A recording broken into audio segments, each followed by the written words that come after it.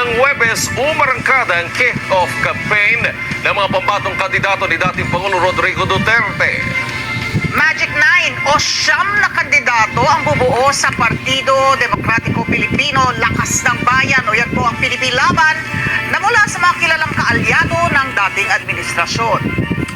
Ayon sa partido, gaya ng ginawa ni dating Pangulong Duterte, tapang at malasakit ang magiging brand of governance na isinusulong ng Magic 9.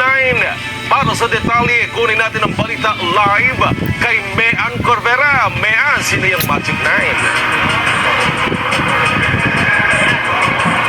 Ali at Wedge, paglaban sa iligal na droga at sa talamak na korupsyon sa pamahalaan. Yan ay ilan lamang sa mga inilatag na plataforma ng mga kandidato ng PDP Laban na pawang mga kaalyado ni dating Pangulong Rodrigo Duterte. Umarangkada na rin ang unang araw ng kampanya ng partido ni dating Pangulong Rodrigo Duterte na Partido Demokratiko Pilipino, Lakas ng Bayan o PDP Laban sa Club Pilipino sa Green Hills, San Juan. Magic 9 o siyam na kandidato ang ipinoproklama ng partido na lalaban sa eleksyon sa Mayo na kinabibilangan ni na re-electionist Senator Ronald Bato de la Rosa, Senator Bongo, si Bac Party List Representative Rodante Marcoleta, Attorney Raul Lambino at aktor na si Philip Salvador at apat na iba pa.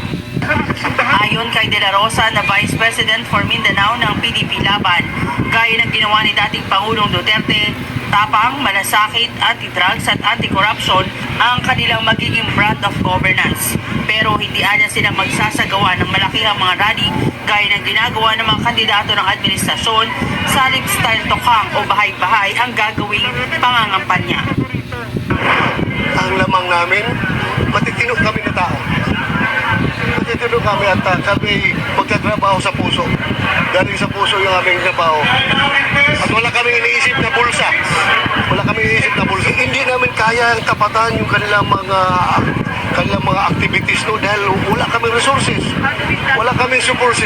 Wala kaming makapag-counter dyan. We will do our own way of campaigning. Wala po kaming balak na i-counter yung kanila. Massive resources. They have all the resources. They have all the support. Kami, anong meron kami? Magutang kami? Para pag manalo kami, bayaran namin yung utang na yan? No. Wala sa kanila. Pumalag naman ang senador sa mga banat ni Pangulong Bongbong Marcos na malinis at maganda ang record ng mga kandidato ng administrasyon at walang bahid ng dugo. Sabi ni De La Rosa, hindi niya inaasahan na sasabihin ito ng Pangulo.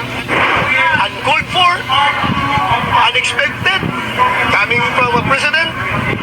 So hindi namin nasahan na gano'n. Pero sige lang, tanggap lang namin yan.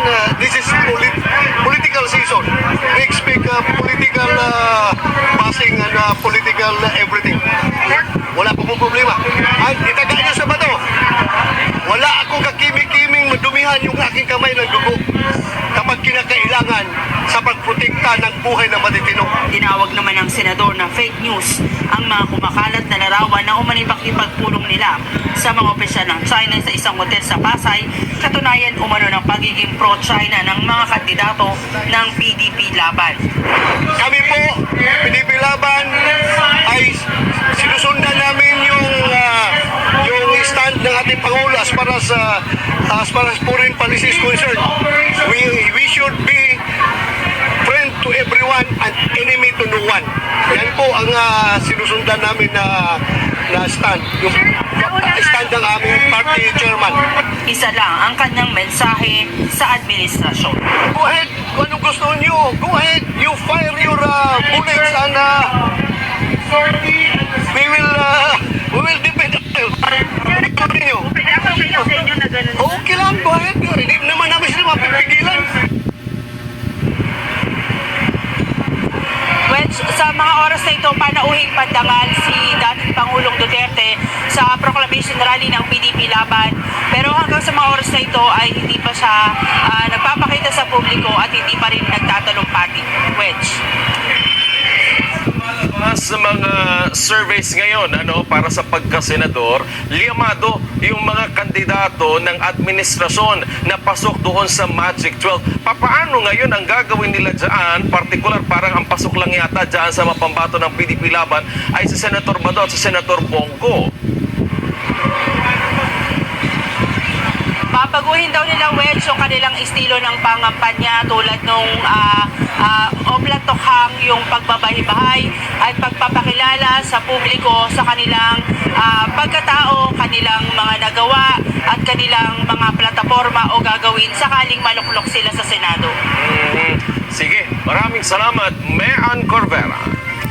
Para